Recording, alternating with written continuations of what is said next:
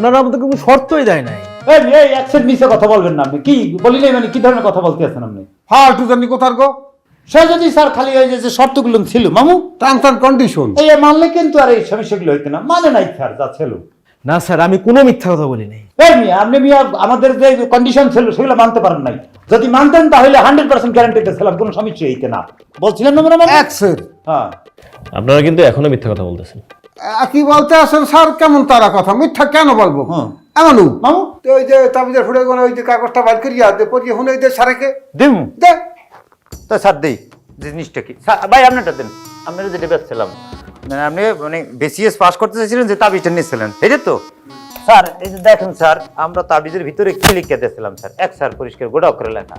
দেখেন, যতই পড়িবে ততই শিখিবে, পরীক্ষায় সকল প্রশ্নের উত্তর দিলে তুমি 100% কৃতকার্য হইবে। এরপরে কি লেখো স্যার?